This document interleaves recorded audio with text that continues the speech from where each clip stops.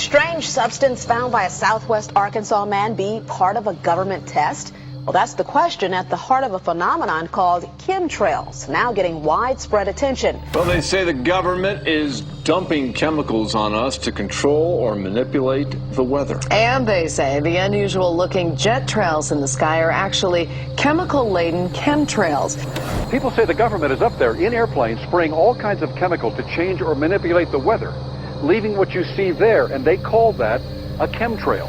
So when I look up there and I think are contrails, you're telling me are chemtrails? Yes, that a contrail would be dissipated by now. And it's interesting, Dale and Christina, this is of interest not just in this country, but European countries and frankly all over the world. A lot of folks interested in it. Well, Dave, you mentioned that climatologists and others who study the atmosphere believe that they'd be able to surely spot any kind of signs of an ominous plot. Our journey started in San Diego, California, where thousands of scientists, engineers, policymakers, and journalists gathered for the American Association for the Advancement of Science Conference. One of the topics was the artificial manipulation of the Earth's climate, also called geoengineering. During the meeting, scientists spoke about the plausibility of implementing geoengineering campaigns throughout the world under the guise of preventing global warming. One widely accepted theory was to block the sun by spraying something into the atmosphere. When they were asked about existing aerosol programs, they stated clearly that no such programs have ever been implemented. But strangely, these proposals sounded exactly like what people around the world are claiming is already happening. When I found out that the American Association for the Advancement of Science was going to be held down here and the main body of topics would be on geoengineering, I had to come. I had to be in on this. I had to hear what these top climate change scientists had to say.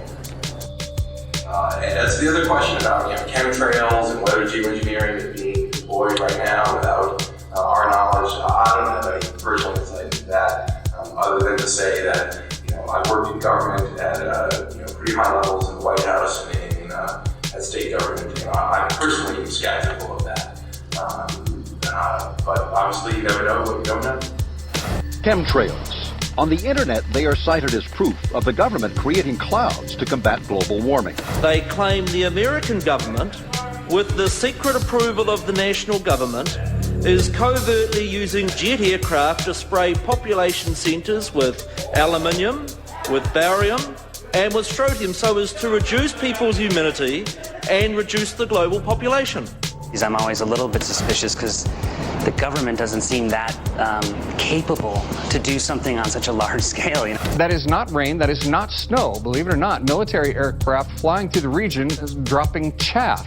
Small bits of aluminum, sometimes it's made of plastic or even talicized paper products, but it's used as an anti-radar issue, and obviously they're up there practicing. Now, they won't confirm that, but I was in the Marine Corps for many years, and I'll tell you right now, that's what it is. And what happens here, military jets, some come out of Key West Air Force Base, and they move off into the atmosphere, and they drop mylar strips. Some could be a little wider, some are small glass fibers that are coated in aluminum. And what the Air Force does is they take their military jets and they dump these out of the aircraft, they fall into the atmosphere, and some take as much to a day to fall down.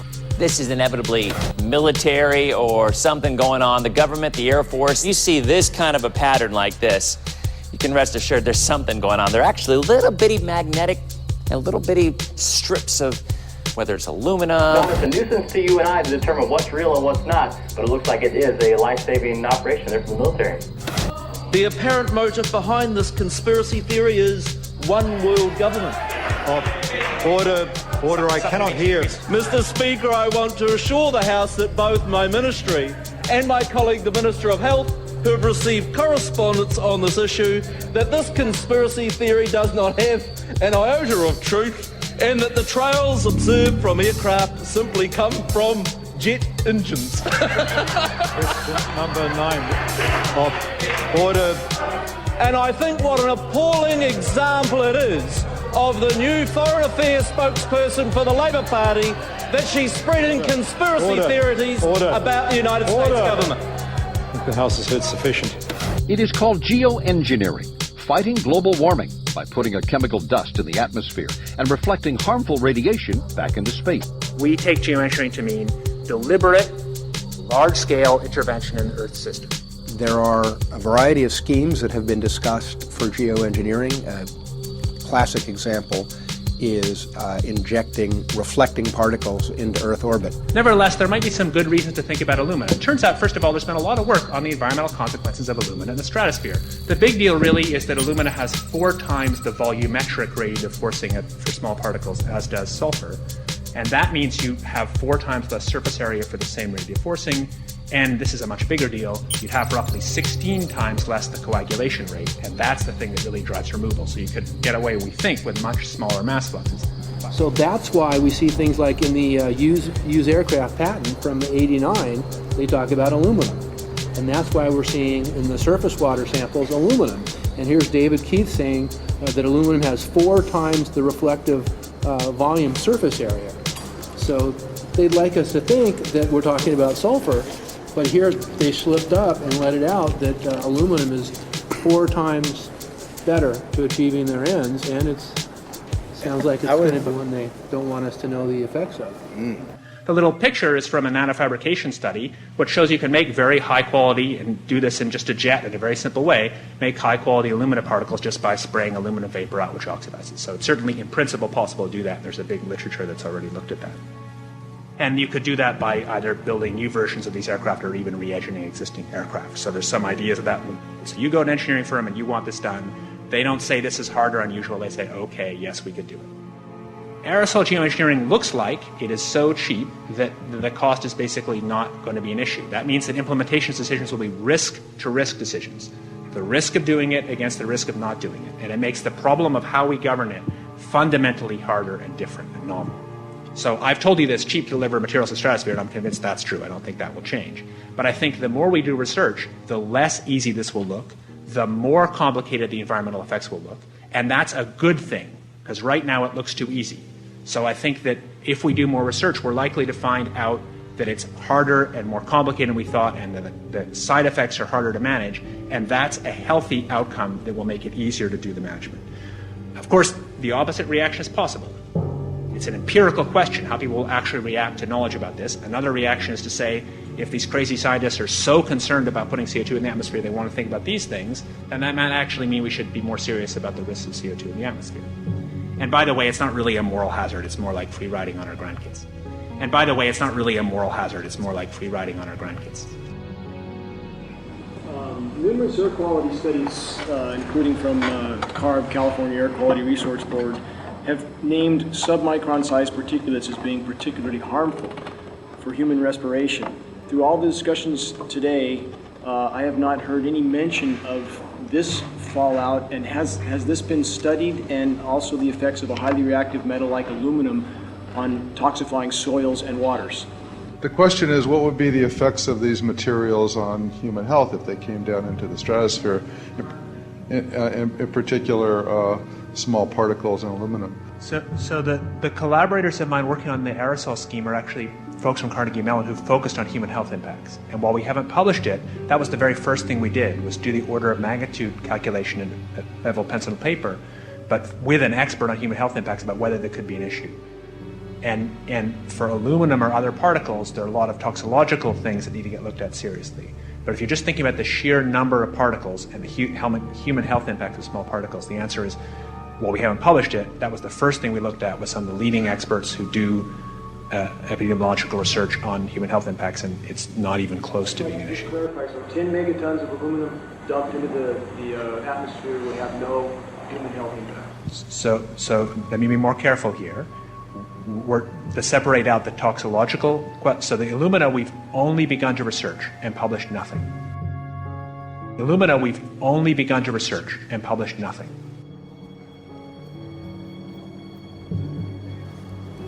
Dane looked at him and he said, so you're telling me that spraying 10 to 20 megatons of aluminum, as you said, would have no human health effects?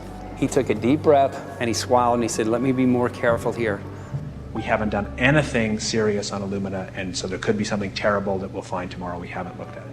And that, for me, that was the whole main point of what is going to be coming out to the public. It's the damaging effects of aluminum that are being found around the world in massive amounts. Here's David Keith confronted on this very issue, and he looked, at that point like they just let the cat out of the bag. Mm-hmm. We haven't done anything serious on Illumina, and so there could be something terrible that we'll find tomorrow. We haven't looked at it. They're proceeding because they have an agenda that's separate from trying to thwart this crisis of global warming. You know, there's obviously several other objectives, whether it's depopulation, control, weapons aspects, communications aspects, all kinds of things, you know, wild cards that we know nothing about. We don't really know, and I'm not going to attempt to speculate on exactly what the agendas are, but we can see clearly the agendas are not benefiting mankind. You know, it's benefiting the agenda of the elite. And so I think the question is, how do you draw the line between some activity that is allowed and doesn't need global governance and activities that do require global governance? Dr. John Holdren has agreed to serve as Assistant to the President for Science and Technology and Director of the White House Office of Science and Technology Policy. I look forward to his wise counsel in the years ahead. My personal opinion is that we have to keep geoengineering on the table. We have to look at it very carefully because we might get desperate enough to want to use it. So what would we do if in year 2040 or 2060 there's a severe climate crisis, say widespread famines or Greenland sliding suddenly into the ocean? That the only plausible way in which we could start the Earth cooling this century is to directly intervene in the climate system, say by putting particles in the stratosphere. We do stuff in the stratosphere all the time, of course, and so it's not as though the stratosphere is absolutely pristine. But you don't want to have people going off and doing things that involve large radiative forcings or go on for extended periods, or for that matter, provide lots of reactive surfaces that could result in significant ozone destruction. You know, maybe I'm putting a particle into the atmosphere because I'm trying to make money, or maybe I'm putting a particle into the atmosphere because I'm engaging in scientific research and trying to understand cloud physics, or maybe I'm putting this particle into the atmosphere because I'm trying to make it rain locally to seed a cloud and get more snow on our ski slopes. And this obviously raises all kinds of questions. It's hugely risky. It will likely negatively impact some people, but we might find ourselves in a situation where those risks seem worth taking. One of the things that really shocked me was in one of the breakouts, they had the benefits of these programs and then the risks. Now the benefits, the one thing that was stated was the just cooling the planet. You know, some of the risks were ozone depletion, droughts in Africa and Asia. I got to tell you, I came away from this experience after listening to these scientists for 4 days of symposiums, really concerned, because it's clear now that they are justifying, rationalizing, and looking to legitimize some really, really horrible impacts, further impacts on our environment. And they're basically formulating the sales strategy and the implementation and oversight strategy and the funding strategy. After San Diego, I was shocked by the programs that had been proposed. I decided to write about it. That night when I finished, I sent the article to an online publication with my email address attached. When I woke up the next morning, my inbox was flooded with responses from around the world. Why? Because I had just broken the story on aluminum in geoengineering models, which I had no clue at the time that very few people knew about. Now, this metal, aluminum, is being found in massive quantities way above normal levels all over in rain, in soil, and in snow.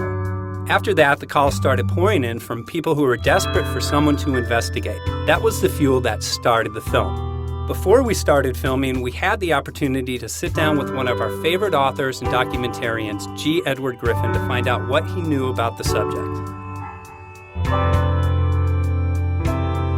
I'd like to talk for a minute about an issue that's getting more and more attention. That's the issue which scientifically is called stratospheric aerosol geoengineering, also called the chemtrail issue. I'm very aware of the chemtrail versus contrail controversy. As far as I'm concerned, it's an open and shut case. I have been watching the development of jet travel from its very beginning. I used to live near the Los Angeles airport. Remember when the first jets came in and landed, man, they made a big noise. We never heard a noise like that before. And we used to go down and sit at the end of the runway and watch these jets come in and take off because it was a novel experience. I've been watching jets all my life, and I know about jet contrails. I've watched them. They're vaporized moisture, ice crystals, and they get out there in the atmosphere, and then they effervesce and evaporate and then disappear, and you can see them.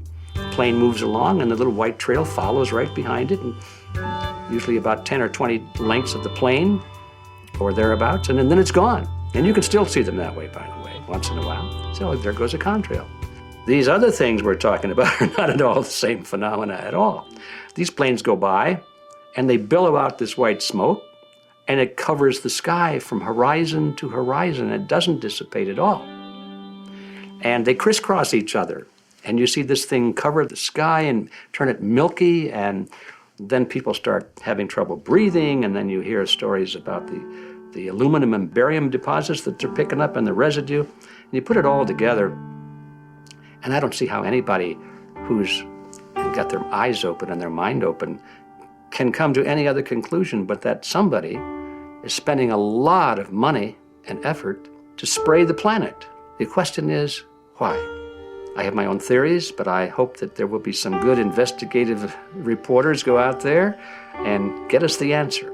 I know that whenever it's finally discovered, and it will be, the people who are doing it will undoubtedly say, oh, well, we did it for you folks. It's for the greater good of the greater number. It's for the society. It's probably to prevent global warming. Or maybe it's to inoculate people against some kind of a dreaded biological attack. We can't go around shooting everybody in the arm, but we can spray them and save their lives. You see how good we are? We're doing it for the benefit of society. I know they're going to, whatever it is, they're going to say it was for your good or mine. Think if we had the ability to steer hurricanes, and the hurricane was going to slam into New Orleans.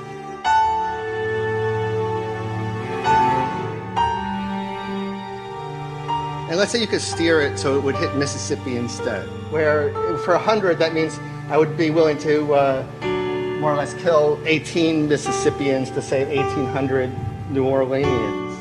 And if you do that knowingly, are you murdering those 100 people? And there's all kinds of equity issues there.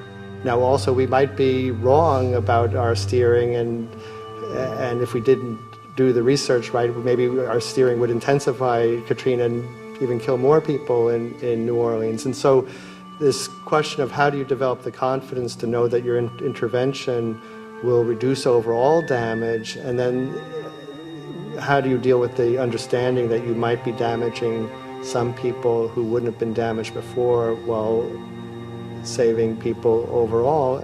The spraying appears to be mostly in NATO countries. I've seen it here in the United States, I've seen it in England, I've seen it in Scotland, I've seen it in Canada, and I've had reports from people who live in France. There's a grouping, there's a political grouping here of some sort. It's international in scope. It's not just an American phenomenon, it's international.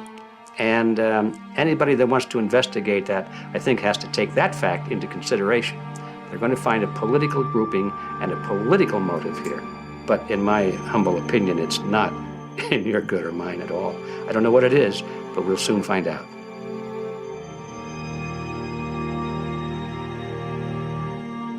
I'm sure that if you follow the old advice, which is follow the money, you'll come to the answer sooner or later. Soon we realized that we all shared the same need to get this information out there, to share with the public, to let people know what is being done. Ed felt so passionately about the issue, he offered to help us. Well, the main thing now, since it looks like the budget is going to be met, is to get it done well. We don't come off the tree knowing any answers at all.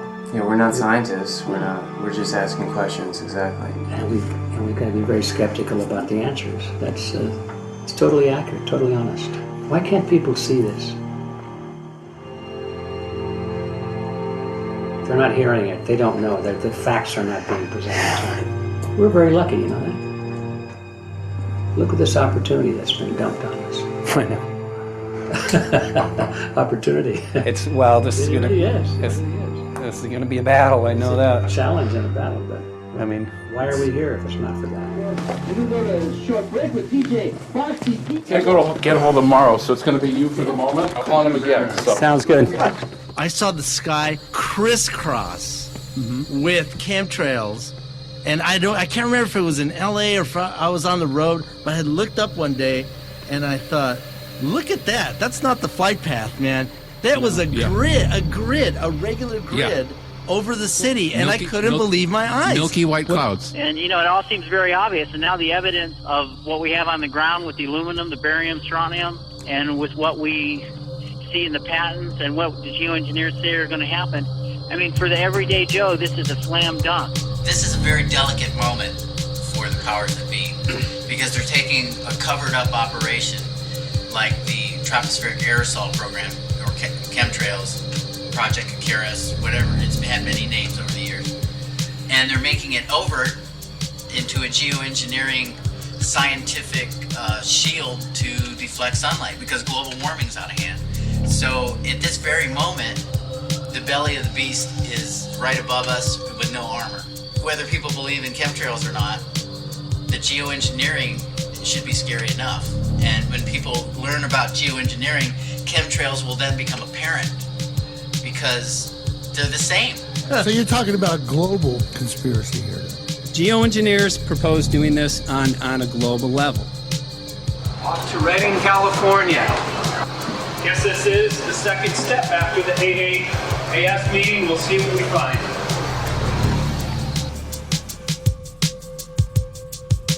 Right here in Northern California at Dana Wigington's house. He owns over 2,000 acres overlooking Lake Shasta. He told me about some of the challenges that they're having up here. Let's go and talk to Dane. We'll see, what's going on his property. We'll see what he's going through and also what action he's taking based on the test results that he has.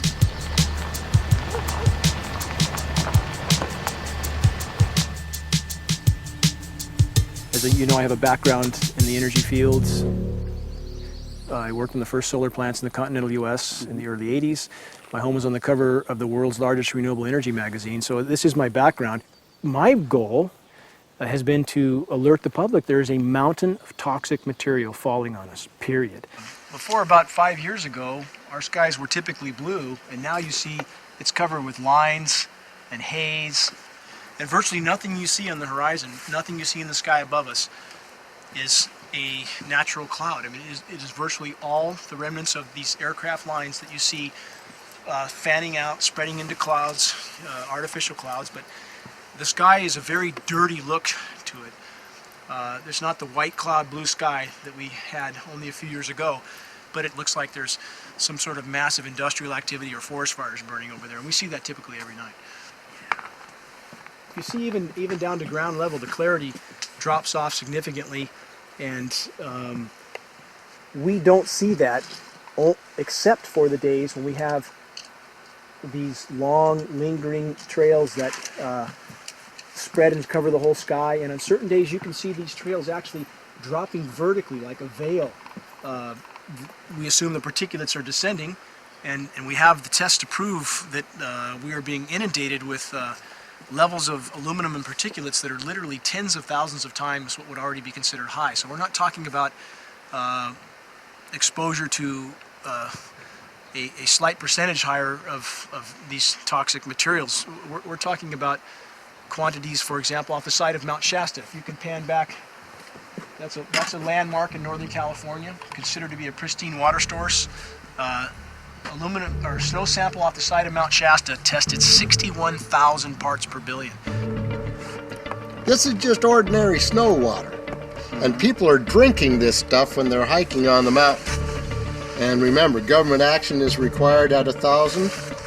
This is 61 times over the government limit, and our hikers are drinking this poisonous water on Mount Shasta Mountain itself. God. Barium, 83. Strontium, 383. So this summer, the people climbing are drinking poison. Basically. I certainly wouldn't want to drink 61,000 micrograms per liter of aluminum. And again, we've already seen in 5 years soil pHs in this area that have escalated 10 to 12 times, and we can prove that conclusively. Well, this is not speculation. We can prove conclusively that these metals have been in the rain. We have duplicate samples. Bachelor of Science in Forestry, International School of Forestry at Missoula. Master's in Zoology, specialized in aquatics. 35 years with the U.S. Forest Service as a wildlife biologist. And before that, several years with the USDA Soil Conservation Service as a soil conservationist. Also have run the botany programs, range and grazing programs. And I continue that today. Right now I do a lot of master gardener consultation work. When I started this garden back in about 2005 or so, the pH here was 5.5, 5.6. This is the old soil survey of the county. You can look at the page right here. This is my soil right here. It's a Dietz 125, 126 here at my house. And here, the soil reaction pH should be between 4.5 and 6.0. And over there in the pure mud, it's even a little darker. It's 6.8 right there. And what can this do to plant life and ecosystems? Well, you haul one of these things out and you start looking at the little things that are crawling around the soil. A lot of times they aren't there anymore. The little soil arthropods that you can barely see on a microscope, you can actually see movement with this. Little tiny macroscopic, look like little moving pieces of dust. Those start to go away. They're not gone entirely, but they start to go away. This is black oak acorns. You know, this is pieces of cedar wood. You know, come on, folks. This should be very acid, and I'm getting 10 times higher than expected. There's something really wrong here. But you can see all those reports, lots of them. Have over 20 reports here. Well, at least 20. I'd say it'd be closer to 30. All revealing dangerous amounts of aluminum and barium. You know, the science is there that something funny is happening, and the naysayers say, well, so what? Isn't neutral good? Well, no, neutral's not good. Neutral is not good. If your soil is supposed to be 5.6, it should stay 5.6 if you want the forest to be healthy. And if you want to grow a good garden, you have to keep your pH around 6.0, 6.5. I think that we just need to wake up and just look at what's happening, because we can't just ignore it, because it's going to get worse and worse if we just keep ignoring it and pushing it away like, oh, that's nothing. There was mason jars, and they were brand new, sterilized, and that's what we catch the rain in. And then there was a HEPA filter that we tested the air with. Okay, so you caught rain and then you basically filtered air. What did you find? Aluminum and barium. Here's another test that's revealing 375,000 parts per million aluminum, barium at 3,090, and strontium at 345. Yeah, that's from a lined pond. With EPDM fish safe pond liner. There is no chemicals, manufacturing materials at all in that pond liner that's available to the aquatic life. It's designed for that purpose. The well that feeds this pond has been tested and retested. ND, no detectable aluminum, 0.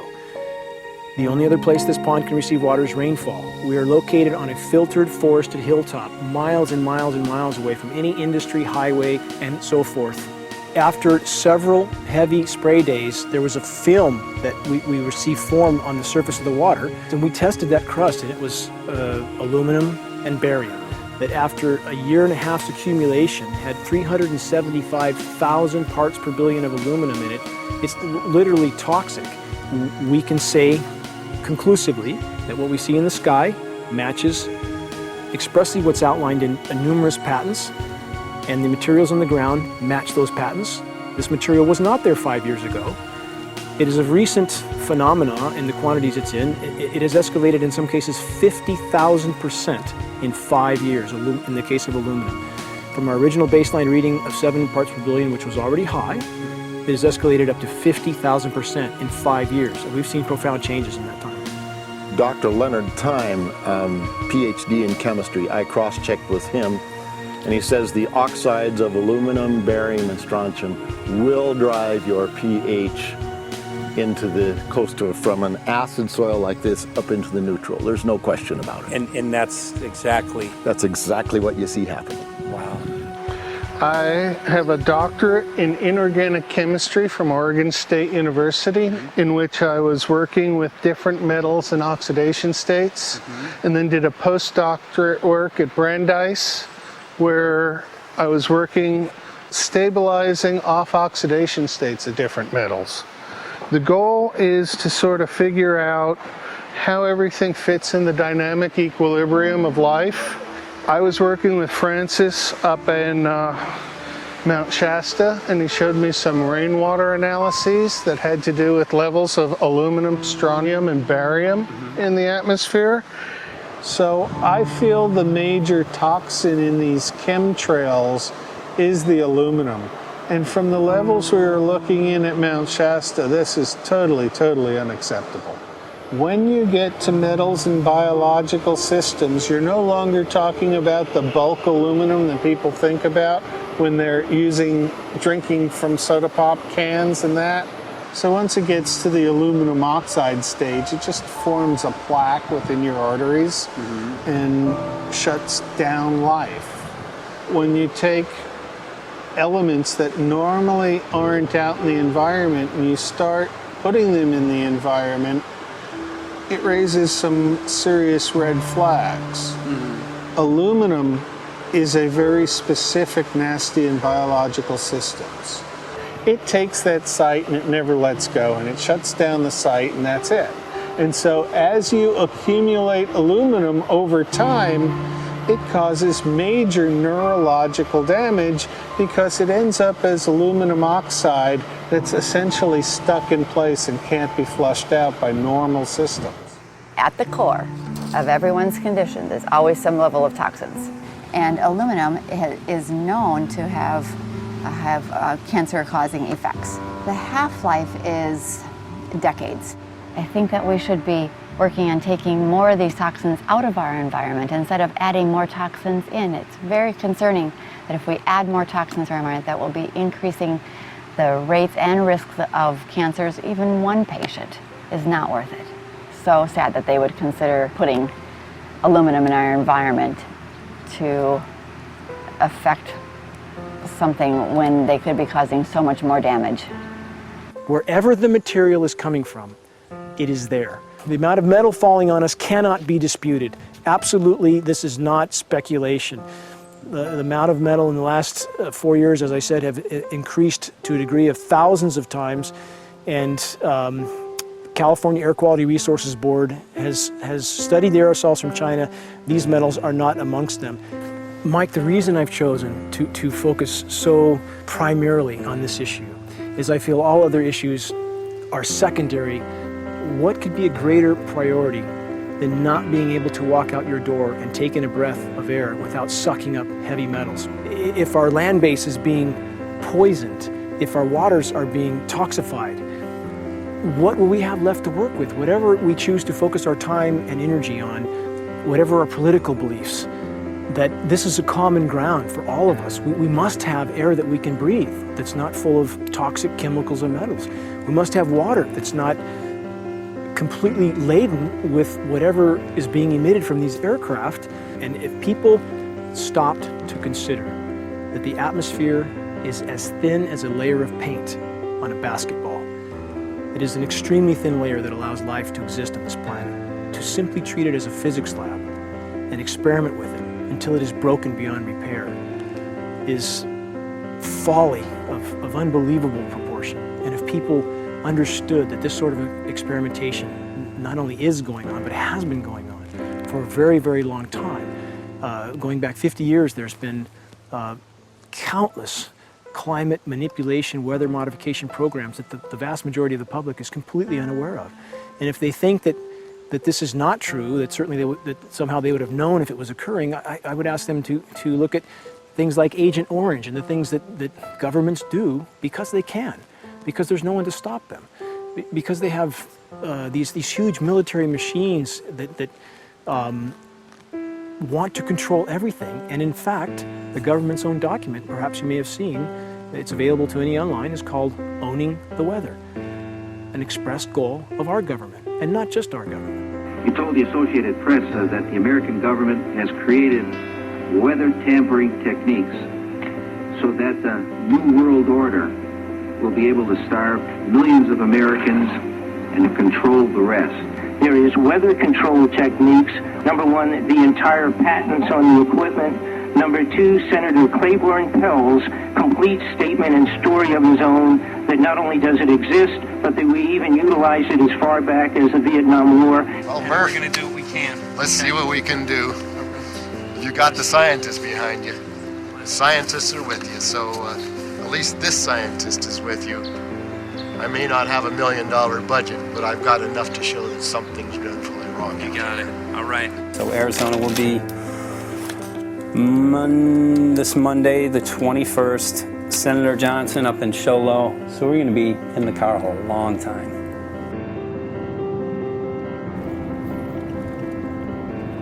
Well, it is such a pleasure. This is such Meet a nice place back here, I'm telling you, Michael. But you know what? We love it. It's so private and it's so quiet and peaceful. And please come in. My name is Karen Johnson. I served in the Arizona State Legislature for 12 years. I was in the House for 8 of those years and in the Senate for 4 of those years. When you see a plane fly overhead, there's a trail that leaves the end of that plane, and it goes from one horizon all the way to the other as the plane flies across, and it begins to filter out and cover more and more of the sky in kind of ripples. It widens out and fills the whole sky. I mean, how could anybody think that that was the case? And then to live and to be underneath that and know that whatever is in that is falling down upon you and upon your animals and upon the earth. And I mean, it's frightening to me. And if people don't start really waking up and facing the fact that we've got people that are doing terrible things to us, and we had better wake up and fight back now. I mean, I'm the mom of 11 kids. I've got 35 grandkids. I mean, I've got a stake in this. I care about what is going to be left for my children. I care about it, and I'm extremely worried about what is going to be left to them.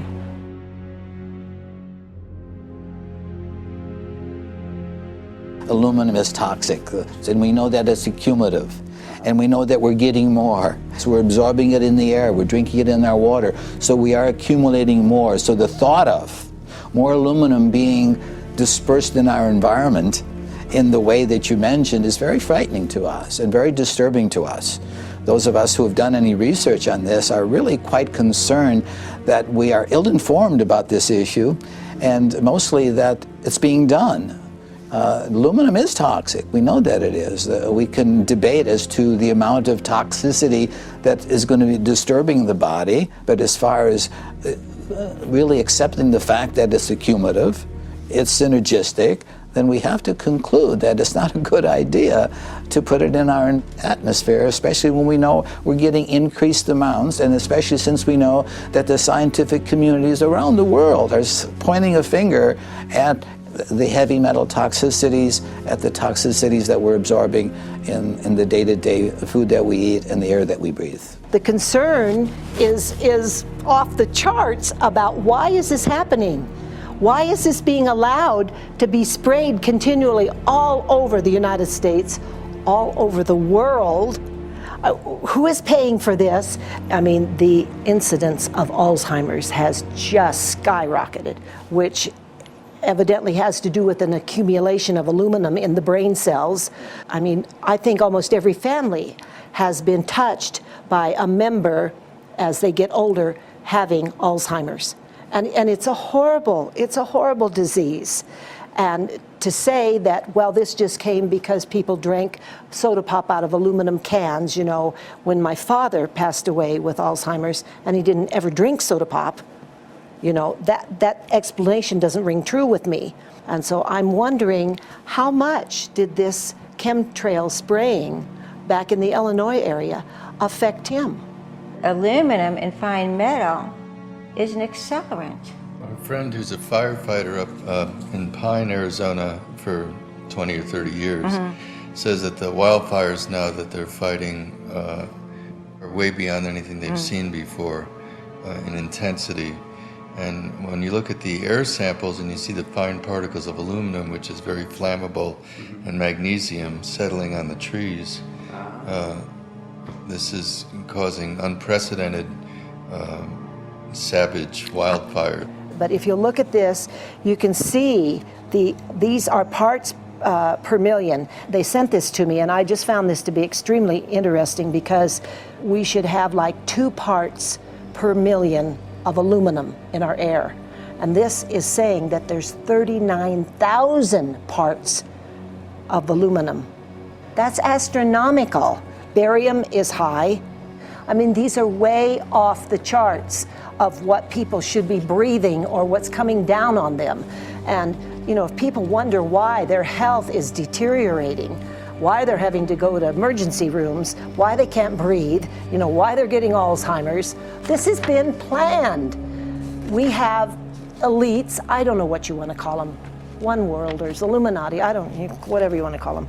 But with these people that don't care about the average person. They only care about themselves, their greed, their power, and if they eliminate, you know, 2/3, 3/4 of us from the planet, so much for the better for them, because then they don't have so many people to have to herd around and worry about. So this is a lot what this is about, and this is very, very alarming and scary. I mean, where is this stuff coming from, and why? Why is this kind of stuff being put out there? You know, I've heard different explanations about, oh, we need to cool the planet, all this and that. But if people are up there trying to cool the planet, why do they need all this kind of stuff in it? The explanations just never have really rang very true. And as I'm setting up the equipment, she looked at me, she said, all these trees here are dying.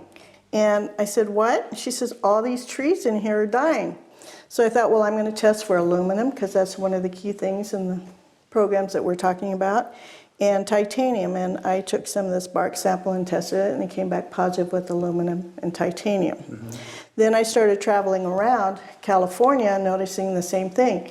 In Lake Tahoe, there was a lot of the same type of bark, all through Sacramento area and Davis.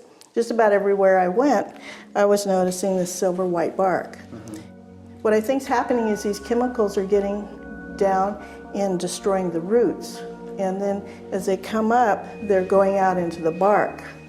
Those 2 right there are the ones that are just, it just hurts so bad to see these 2, because look how old and big they are. We probably lost 40 trees right here on our 10 acres.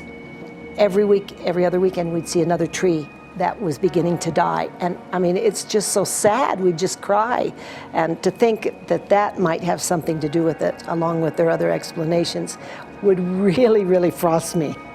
Every time you lose a tree, you know, it's not good, it's just sad. And there's another one over here in this little group of trees here. Don't you feel better when you stand up and fight than if you crawl down in a little hole and go to sleep? You know, I mean, my gosh, people, your families are out there, children are out there, your grandchildren. I mean, you've got to do something to help.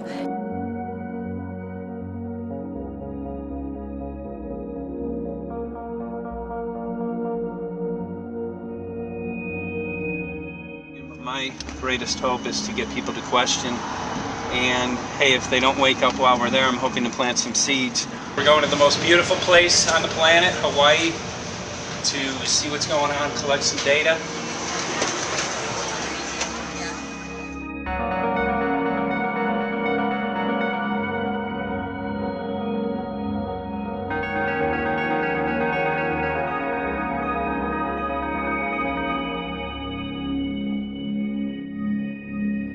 Thank you for having fun with us. Hope you enjoyed the trip.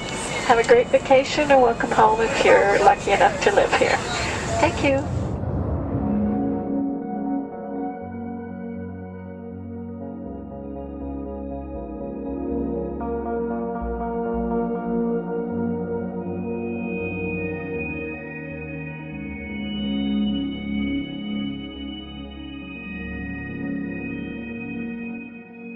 The whole valley's off the grid, so it's either solar, wind, or generators. Look at this, man. Yeah, the mind can't even conceive of a dream of this. Right. Yeah, right. Even coming here, and one would never think, you know, in paradise that it's getting destroyed. And they're doing it island style. They do it off the island, right? They do it off the island, so they don't, you know, you don't see the chemtrail airplane. The theory is that they're spraying the ocean, offshore, and It's coming in on the... and it's coming in. Now these are coming from the west. They're also spraying on both sides today. A lot of this stuff is actually chemtrails coming this direction. There's material that's blocking. We should be able to see to the horizon, you know, where the Earth curves, because we're high enough and we have the ocean, right? So we should be able to see. We should be able to see the Big Island. It's only 30 miles away. And you can see it's not a blue sky behind it. That's the key. It's all, you know, has that kind of weird looking blue, like silver blue, I call it. And this is a nice day. You know, there's no more blue sky. The night we're gonna look at the stars at night, and it's like, you'll see, you can count them. There's so few stars at night now. There should be hundreds of thousands of stars, and I can count the stars. There's like one here and one planet here. It's like, you might see, some nights you'll see 100, some nights you'll see 10. This is what concerns me, this kind of stuff right here. It's just soft. Okay. This just comes right off, this bark. That's not natural. For I've seen hundreds of thousands of coconuts and I've never seen it falling apart like that. Look at this, you guys. I've never seen anything like this. I used to trim trees all the time on the Big Island. I've never seen anything like that. That's why I'm concerned. Not an easy task that you have here on the island. I could see the skepticism because it is so far beyond anybody's reality. It's amazing. It's just amazing to try to look through somebody else's eyes. Like my eyes, I can see this, so it's like night and day. And other people, it's just the illusion is just so deep. What do you think would happen if everybody awakened to what was going on and what the plans were of geoengineers? I think they'd have a revolution in Hawaii. If people really understood what was going on. What's your concern for, I know that you love the land here. What's your concern about the chemtrails? Well, that we won't be able to live here and grow our own food. And that our health is going to be compromised. Do you think it already has been? Yes. And the thing is that they're doing it every day here, every day. So it's hammering, micro doses every day. And then, of course, it's getting in the environment, and of course, it's weakening the plants. And it takes a couple years for this to actually weaken the plant. So we are asking for GMO taro. We're asking for GMO papaya because we can't grow our natural seeds. We can't be sustainable. We can't truly, you know, be here as God created us to be. So my friend convinced me to do a hair analysis on my daughter. So we went ahead and cut close to her scalp and got some really recently grown hair and sent it in. I was just sure that my daughter's hair was going to be so clean with the lifestyle that we live. And lo and behold, it came back and her levels were really high in aluminum. This is the chart here. This is the reference range, and this is where my daughter is. 23.1. Aluminum.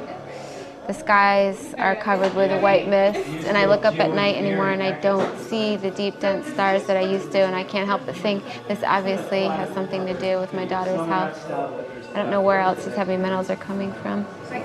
Yeah, I mean, look how old she is. Yeah. She's been isolated here. Here, and she's... Here. Anybody looking at the situation would be like, this is paradise. This child should be like superhuman. Organic farm. And here you are getting all this heavy metal stuff. She has highest level aluminum on the chart. Never had a vaccine either. Folks, these people are playing God. They are playing God. They're manipulating the weather and they're spraying stuff into the sky. They are trying to geoengineer everything, including your plants and trees and your ocean. Well, tonight, we're just hoping that instead of not looking at it, you start looking into it, because I really believe from the bottom of my heart that we are in a real crisis. I really do. They are proposing dumping 10 to 20 million tons of aluminum into the upper atmosphere. What does aluminum do? It changes the pH of soils, which is toxic to plant life. Also, it's very toxic to human health. Are they doing it? Well, let me tell you about my experience and what we found. We have much evidence that not only suggests, but I believe prove that they are happening. Jeff, what's going on? And as I promised, we're joined right now by a very special guest, Michael J. Murphy, currently on location in Hawaii. He's working on a documentary film called What in the World Are They Spraying? Michael, welcome to the program. Great to speak with you today.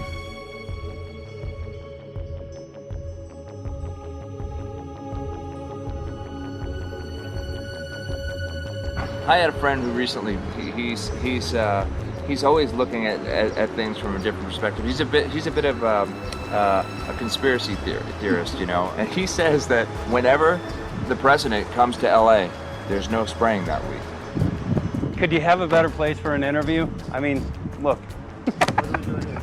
Well, this is being done over our farms and over our things. So basically, they want to eliminate our ability to eat organic food, have clean water. So in some ways, it sounds to me like, and you know, again, it's just a projection, but it sounds to me like this is control. How do we control the masses? Yeah. How can aluminum be good for you in any? And what was the second chemical you mentioned? It's barium. Barium and aluminum. Obviously, those are toxic to everything. To human health. To human health, to farms, to animals, to everything. 61,000 parts per billion. And there should be a government alert at 1,000? At 1,000, people are drinking this. People that climb the mountain, they're drinking that snow. It's poison.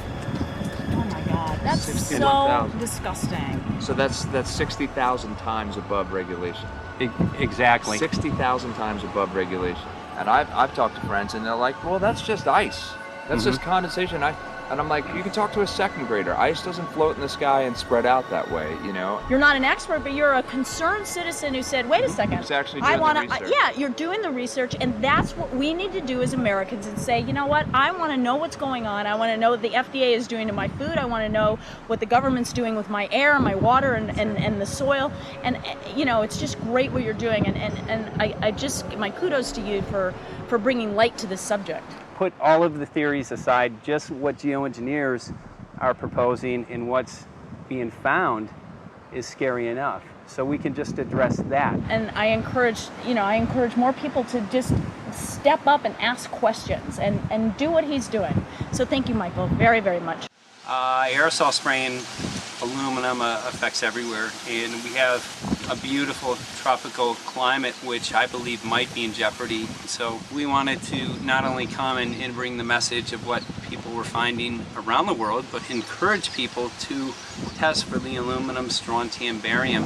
Essentially, I think it was an effective trip. I saw a lot of people here in Hawaii, in Maui, awake and not only curious, but willing to look into this deeper, and that's my only hope. This is one of the boldest moves, I think, from Ed Griffin yet. This is the taboo topic that nobody's supposed to talk about, and that is aerosol spraying. Now, we've got tons of documented proof of errant aerosol spraying. It just blows my mind that the whole essence of humanity has always been to look up into the sky and ask why. Though there are no limitations, there is endless space, an endless universe. Now, in the 21st century, we're not allowed to do that. Anyone who looks up and sees the giant grids and the X's in the sky that weren't part of our existence until just a decade or two ago is somehow called a kook. And the people that are the best and biggest proponents for the revolution and for liberty, they don't want you to talk about it because you could discredit them. It seems to be an industry that's being built up to milk the taxpayers by undergoing some kind of a giant global spraying program to make all kinds of money on the project. And they don't seem to care really what effect it has. They're not trying to experiment to see if humans can survive it or anything like that. They just want to get this stuff up.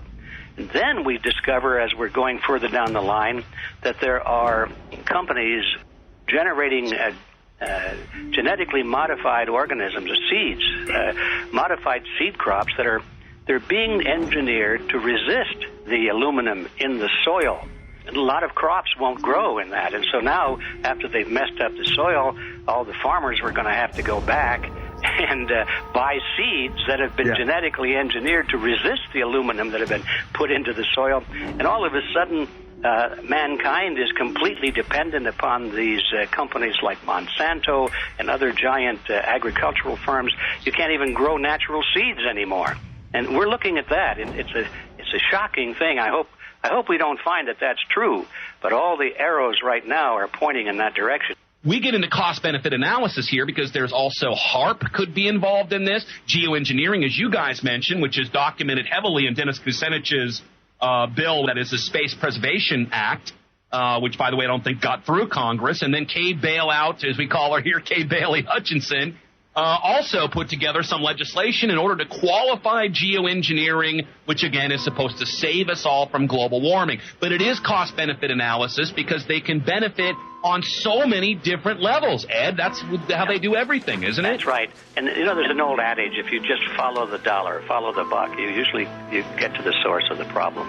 And it looks to me like there's a tremendously profitable industry being built up right now around this concept of geoengineering or weather modification or reducing global warming and all of these other things that can be sold fairly easily to an unsuspecting public. They all say, oh, well, that's good. We don't want global warming, And so they put up with this, and they don't question, they don't criticize. But behind the scenes, you see a whole industry being built up, which is, as I say, tremendously profitable. And the money for all of that is coming from the taxpayers. And it's a scam, is basically what it is. We're just focusing on the one area that is real easy to prove. There's no speculation in the area that we're going into. They definitely are doing this geoengineering. They definitely are talking about it. They're working up formulas for it. They're putting together strategies for it. They've got funding for it. Everything is in place. We don't even have to go into those other areas to make the case. Okay, let them believe that, but at least they must understand that there's no question that they're talking about it and planning to do it. And so shouldn't they be equally alarmed about what they're going to do if it can be shown that barium and aluminum and some of these other toxic metals are very destructive to the planet and destructive to human health? Isn't that enough? How many issues do we need to crank into this? And so, if you're going to kill the planet and kill the population, do we need any other reason to be alarmed? What in the world are they spraying? Thank God people are asking this question. That's all we want. We just want to be able to ask these questions. Our good friend G. Edward Griffin, all these years, Mike Murphy and Paul Wittenberg are doing this great effort with your help. This is a community effort to get people real information. What in the world are they spraying? Any final quick comments before we're out of time? And my only final thought is that we asked the question, what in the world are they spraying? And we now know what it is. And folks, you're not going to like it.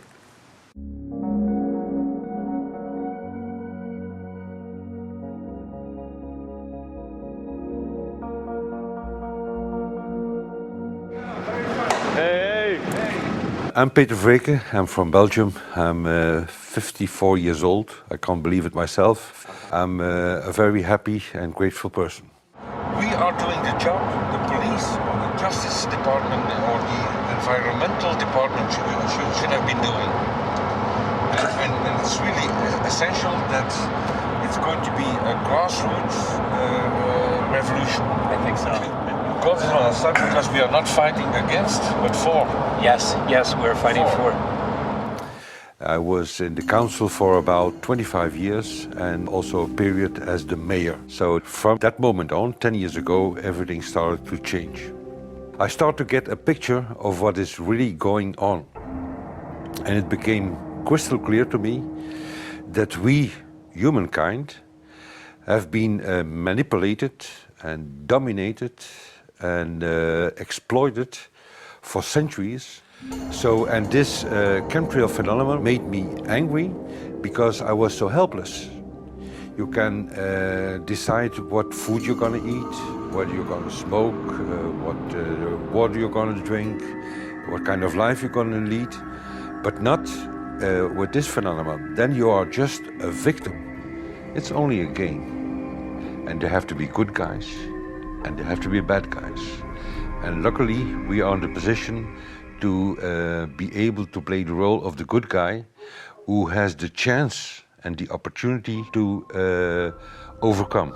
3 days that we shared with them, my heart just dropped because it was such a beautiful way to live and such a peaceful way to live. I left thinking, what's this going to be like in 10 years? Is everything going to be killed off on the property? And if it is, how are they going to get their food source? Are they going to have to take a class, you know, and get certified by company XYZ? And what are the requirements for that? And that really is the end of freedom. I'm concerned about that. I definitely, I really am. Yeah. I learned to say everything is now as it has to be now. And everything is going to be okay. It's going to be all right. It's going to be okay. Yeah. Yes. I have this deep feeling that in the end we will prevail because we have the right on our side. The cosmos is helping us. And I have this strong feeling that we are being supported by entities and by forces we can't even imagine.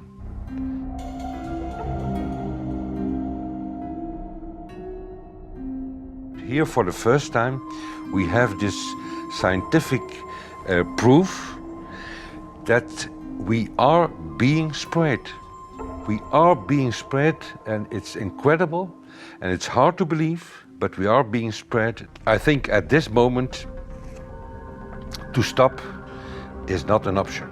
Once you know it and once you have a tool like this and an opportunity like this, that the issue of chemtrails or persistent jet contrails or whatever name you use for it, that this phenomenon is recognized as being real, publicly debated on. In the context of geoengineering, I think it's high noon to bring this to the public. This is what the sky is supposed to look like. These are old paintings. We forgot this, I'm afraid. In the years that I have been a medical research journalist, I have looked at many, many things, and I found the same three issues in whatever I'm looking at. And that is that we are being dumbed down, we are being made sicker, and we are being made infertile. Citizens gathered from around the world in Belgium for the first International Chemtrail Symposium. The event attracted leading professionals, politicians, and activists who discussed the health, environmental, and social implications of these programs. Today it's only going to be about facts, documents, figures, patents, licenses, everything that brings us to the truth. We have no other weapon against this vast complex than exposing and bringing their dark works in the light of the truth. We have the hope that by our efforts, more and more people will become aware of the fact that we are deceived by our leaders. So today, we, as a family, join forces with the people who publicly made known to the world that chemtrails are not a conspiracy theory, but a conspiracy fact. From the Technische Universiteit Delft in the Netherlands. Ladies and gentlemen, please welcome Koen Vermeeren.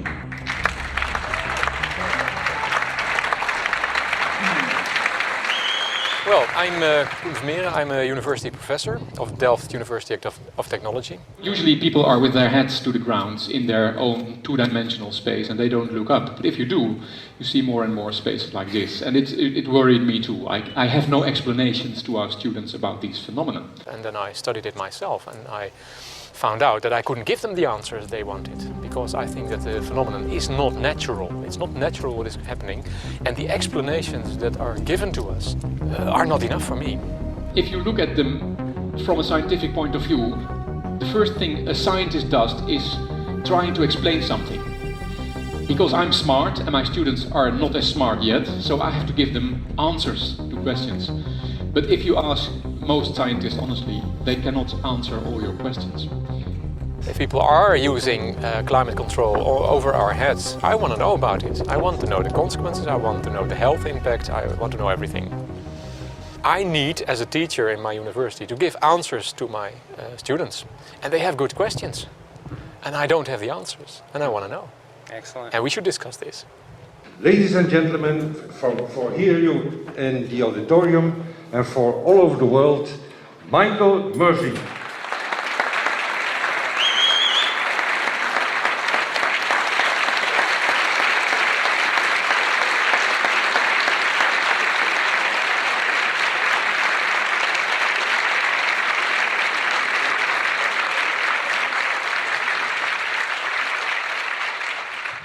Well, thank you very much. It's definitely an honor to be here in Belgium.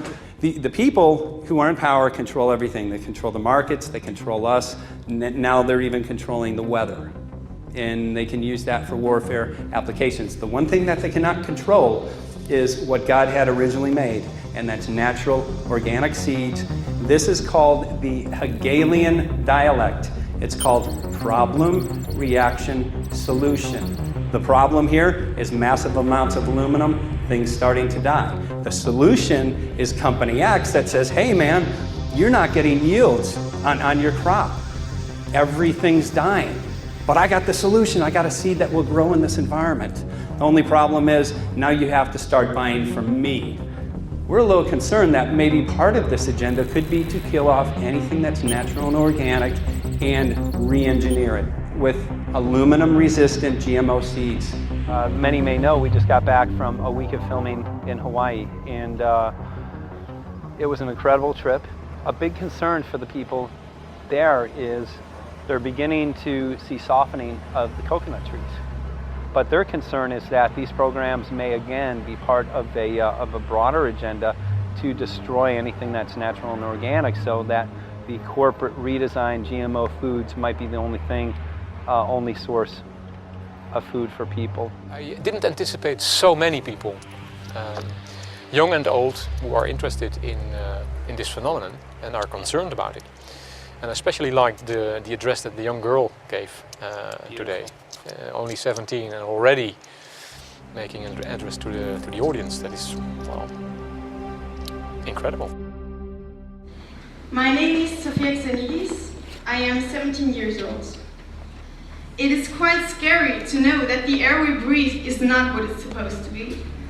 That the food we eat and the water we drink contain traces of those substances which are sprayed out over all of us, as though we were being poisoned like insects. The feeling that this is causing me are feelings of deep anger and rage. I don't want to be poisoned, I don't want to be infected with cancer, and I'm just so angry that this global poisoning can be going on such a massive scale, and not enough is being done to stop this crime. A clear answer to one question. Are we being sprayed? Have we been sprayed? And is it their intention to spray again and again? What are we going to do about it? How are we going to deal with it? How are we going to stop it? I know the answer. There is only one person who can stop it. And you know it. You are. You are the person, the one you have been waiting for. We are magnificent, beautiful, godlike, divine human beings. Ladies and gentlemen, sisters and brothers, in this auditorium and in the whole world, thank you so very much for being present with us. And for now, please enjoy this anthem.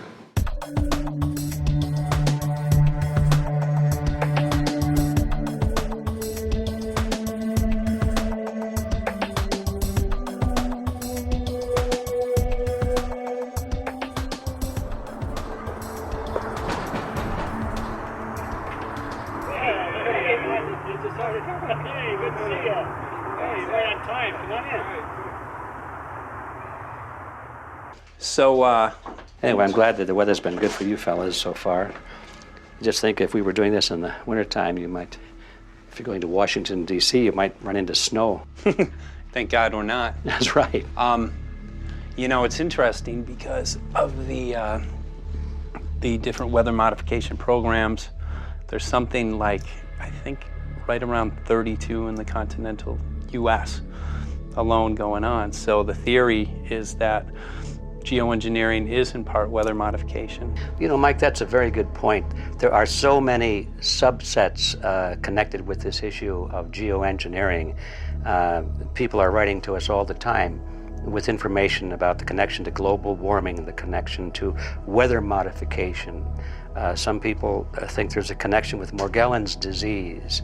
Others think it's kind of a means of transmitting electromagnetic impulses from the HAARP antenna system up in Alaska and Siberia. Boy, it gets your head spinning. And each area, I think, is worthy of investigation, but we have so little time. I think it's wise for us to stay focused on just the aerospraying and the toxic effect of these chemicals and the destruction of the planet and the damage to human health. What more do you need than that to convince people that we have to put a stop to it? So to stay focused, I think, is our mission on this one.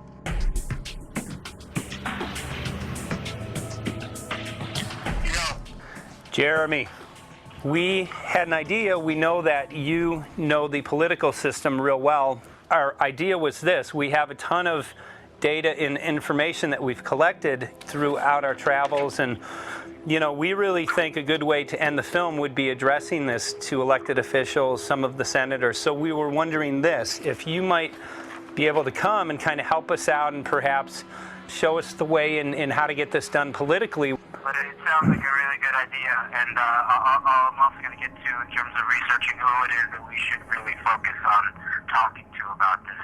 At the very least, if we could make it impossible for them to claim that they don't know at this point, we can strip away their plausible deniability that they haven't heard of the data that points to geoengineering stratospheric aerosol operation already going on. At the very least, it should be very interesting to go to District of Criminality and put some people on alert.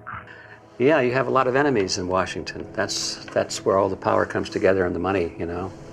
So there are people there, I'm sure, that just don't want us to do this job. But I'm glad you're going, and you'll find out.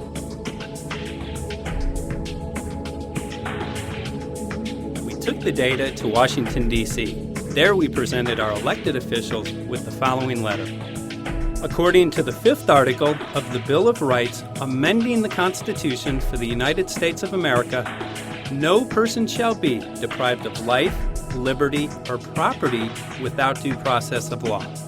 But the daily spraying is depriving all persons living within the United States of life, health, liberty, and integrity of our common and private property without due process of law. As a representative of the people of the United States of America, we insist that you do everything in your power to protect us and immediately put a stop to geoengineering spraying at once.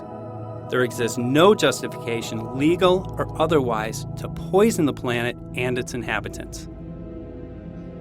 Now suppose that space aliens arrived on, maybe they're going to land at the UN headquarters down the road here, or maybe they'll pick a smarter spot. But suppose they arrive and they give you a box, and the box has 2 knobs. One knob is the knob for controlling global temperature, maybe another knob is a knob for controlling CO2 concentrations. You might imagine that we would fight wars over that box, because we have no way to agree about where to set the knobs. No global governance, And different people will have different places they want it set. Solar engineering is like chemotherapy. No one wants it. But we all want the ability to do chemo and to understand its risks, should we find ourselves with dangerous cancer. How long does it last up there? The lifetimes are years.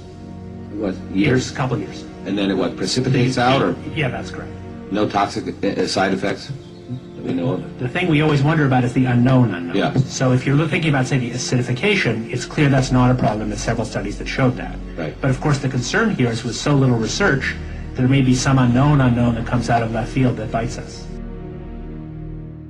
My name's Mike Murphy. I'm a filmmaker in from Los Angeles. We're covering an issue called geoengineering. Okay, thanks guys. Senator, a quick question about the issue of geoengineering. I'm afraid I don't know what you're talking about. And wondering if you were supportive of geoengineers' proposals of spraying 10 to 20 million tons of aluminum into the atmosphere. I should really get a briefing paper on it before you give an opinion. Oh, not a problem. Are you aware of the issue? Not completely. At all? Because, okay. Do you have a letter from constituents, and people have concerns? Yeah, We're making a documentary about the I don't know, you guys have credentials to be here? Yes, yes, we do. We pass through security as well. Endowed by our creator. I think so. Please don't touch me. Please don't touch my property. You're lying. No, why? What did we lie? What did we lie about, sir? No, we're not. What are we lying about? Lying about what? That's a little unusual, huh? I haven't heard that. You're not aware of it? And it appears that these programs have already been deployed. You know, I haven't looked at that proposal, and so, why don't you let me review it? I can do that. Are you aware of? Actually, I'm going to go. Yeah. Let me go ahead and get that. I will take a look at this, and I will act accordingly. General, this program, this openly covert program of the aerosol spraying, stratospheric aerosol spraying, geoengineering, using tons of aluminum, spraying it up in the sky. I have no idea what you're talking about. Okay. Commonly called chemtrail survey. When you were the head of NEMA, did you see the aerosol trails? Mike Murphy, filmmaker in Los Angeles. Hi, sir. And we're covering an issue called geoengineering, and wanted to know if you're supportive of geoengineers' proposals.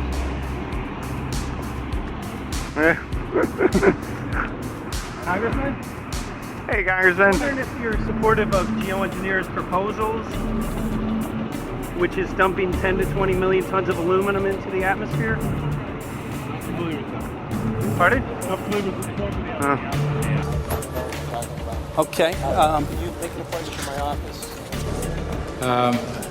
I'm not supportive. I haven't looked at it close, so I don't. Have you heard of the issue? Because it's becoming mainstream in public, and there are actually congressional committees which are being formed to talk about these programs. Mm-hmm. Yeah. Well, I think when we drop anything into the atmosphere, we should know prior to the effect of that, right? Yes. And if we don't have the knowledge as to what the effect will be, we shouldn't do it. I think there are 4 different options for thinking about deployment of geoengineering. The first one would be we just ban it. I would argue that one does not want to get too firm a restriction in place on small-scale studies early on because it'll tie the science hands. I think what the science community ought to be trying to do is say, you do small-scale stuff inside this space, and it's a scientific question what that space ought to be. There shouldn't be a lot of oversight and restriction. Congressman? Excuse me. Hi, I'm Mike Murphy from Los Angeles, covering an issue called geoengineering. These guys are running from the geoengineering issue. I wonder why. I'd have to talk to my staff. I don't know what your details on that are. Have anyone made you aware of the issue, or? Sir? Congressman, your committee talked about geoengineering last November. Are you in support of those proposals? I'd love to give you a paper. Geoengineering? You know nothing about the geoengineering issue? Never heard of it. They call it geoengineering, but yeah, I never heard of it. It's nothing I've ever heard anything about. I mean, when we looked up in the air today outside DC, we saw this stuff going on. Quickly, have you heard of geoengineering? No. The proposal is to shoot 10 million tons of metals into the air. This committee, Science and Technology, covered it for the first time. No. No, I've never heard of it. So we were very concerned. How you doing? I'm fine. How are you? So what? We spoke with Congresswoman Watson's office, and her press secretary, Ms. White, was familiar with Representative Kucinich's Space Preservation Act, which mentioned chemtrails and the weaponization of the atmosphere in space, and then it was pressured to be taken off the bill. Did you see the aerosol spraying going on today over the Capitol? Congressman?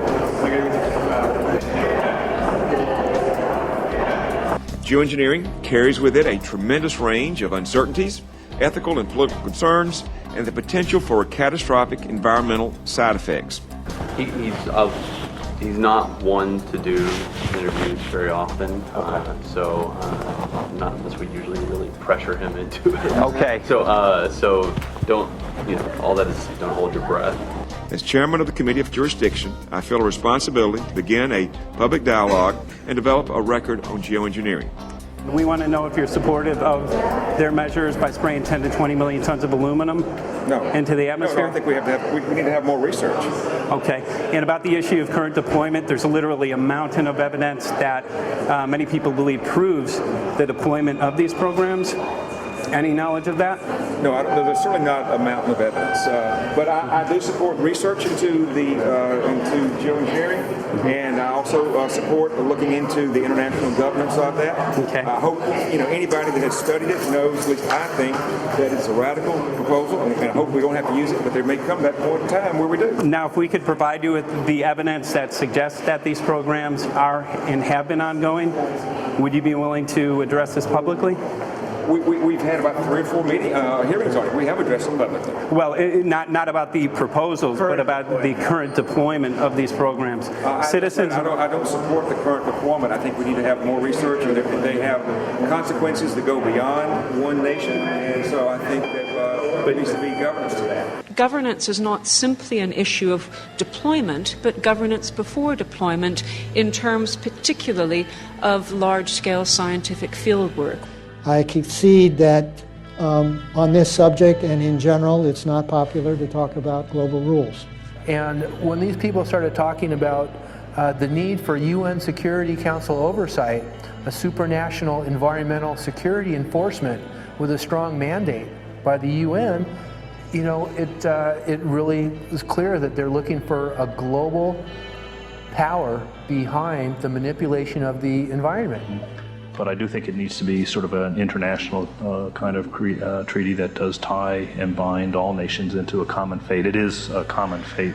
And unfortunately, it's not just big governments that could do this. It is small governments. It is billionaires probably could figure, I'm going to save the world all by myself, and I won't bother to mention it. How do we decide when there's a planetary emergency? Whose hand is on the thermostat? How do we decide when to start it? There's no way to do that right now. And what if we do start doing it, and then by some problem with the technology or with the will, that we can no longer do it?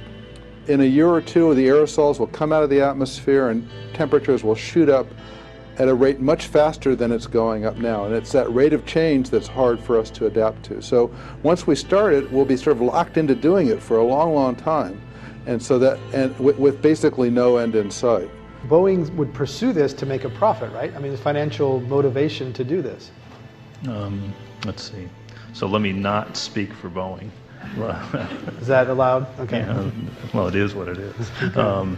No, but someday, if the U.S. is going to decide to do this stuff, they're going to look to a company who can do it, and you want to be positioned. Boeing would rather get it than Lockheed Martin.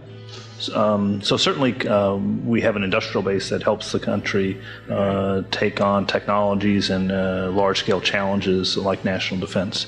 And we do that both for a profit motive as well as, I think, as a national service. So I think it would be truly disastrous if, we discovered a few years from now that there was a black program that some government had stood up to sort of learn on the quiet how to do this. It's pretty clear you can cool the planet, but you will not and cannot bring it back to exactly the same climate state you started with.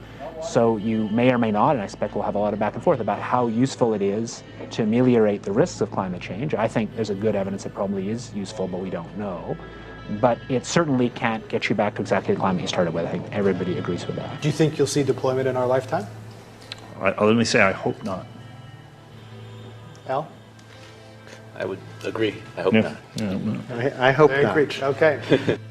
I see this as something like an evacuation plan. That you build big dikes. Maybe that's the emissions reduction to try to keep the flood from wiping you out. But that if that flood should come, that you'd like a plan for what to do in the event of that catastrophe. So I see these options more as a catastrophic response option and not as a way to reduce risk of everyday climate change. You would advocate mitigating consumption of beef as a means of accomplishing your objective?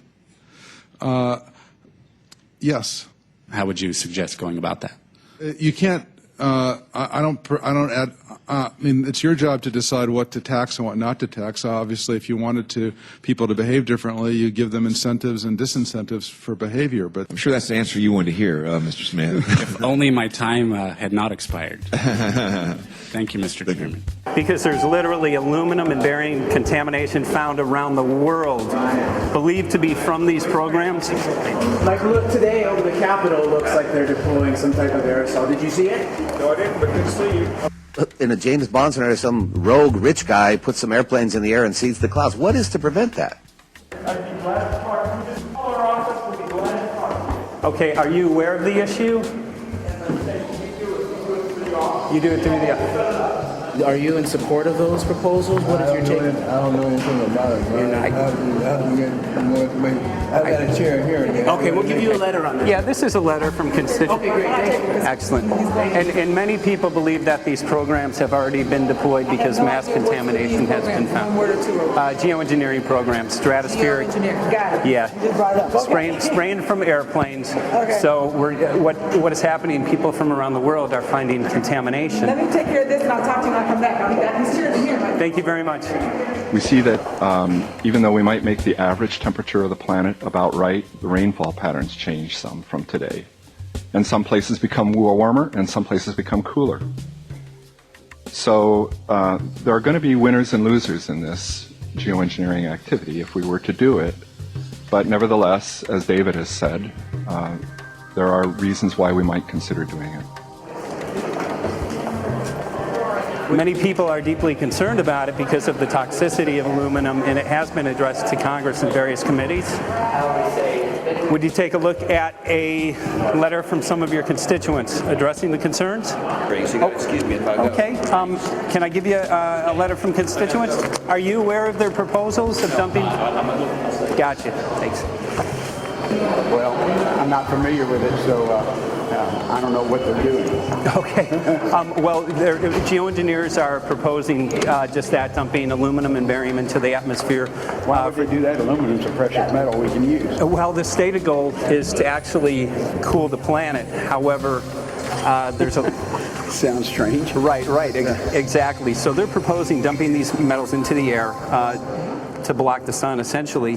We're here just to find out what members of Congress are I hope aware. we would have a strong hearing on that before we decide to do it. I would hope so. And there's plenty of evidence that not only suggests that these programs have been deployed, because we're finding contamination of aluminum and barium on the rain, snow, and soil. Okay, thank you. Thank you. LA County has seen 200% increase of Alzheimer's over the last decade. Tons of ground and water samples showing high levels of aluminum all around our state. Why don't you give me all the information you have I have some very good people I will assign it to. And if you get it to Mr. Lavelle, we will He's get got it my to card the and right- send me an email and Yeah. we'll Sounds take a look at great. it. We'll All be right. in touch. We are Okay. investigating this, and there's literally a mountain of evidence that suggests that these Okay, programs are move that doing mountain over to us. You Let got us it. take a look at it. And look up, Thank keep looking you. up into the sky and you'll see some of it. Oh, okay. You will. You can All see right. the aerosols being sprayed out of airplanes quite a bit. Okay. So thank you. Yeah, the future of humanity is definitely dependent on it. So we're counting on people like yourself to take some proactive steps. So thank you very much, guys. You're very welcome. Appreciate Thank it. you. Thank you. Right.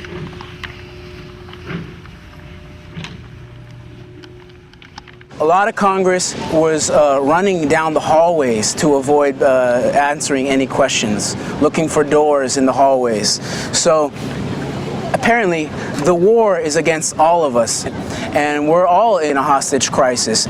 People who took an oath to uphold and defend the Constitution are not only know this is happening, are participating in this. And all of us have a duty to stand up and speak out about it. Why is the water being contaminated? Why is the soil being contaminated? Why are aluminum-related diseases going up? And it's affecting all of us, and thus we all have the duty to stand up and speak out and get educated and stop this. For our own sake, for our children's sake, it is a crucial moment in history right now. As human beings, we need to decide whether to live on our knees while being sprayed and poisoned every day, while being under a continual threat, or whether we are going to stand up and live as free human beings and seek truth, justice, peace, and freedom for all of God's children. So as you can see, we're ending our film here in Washington, D.C. We've made many public officials aware of this. Most of them either denied any knowledge of this or they simply were unwilling to address the situation with us. So as you can see right behind the White House, we do have aerosols behind us. The spraying has continued. What is the solution? Is the solution here in Washington, D.C.? Clearly, this is one of the solutions, but the solution is not only here, the solution is within you. This issue affects all of us so deeply. So you need to look inside. Please get active, get involved, start spreading the word with growing awareness. About 90% of the population, we believe, is unaware of this issue, which means 90% of the people who normally might do something if they knew are not doing anything because they are unaware. So please look into your heart, use whatever skill you have to get the word out. The future of humanity is dependent upon it.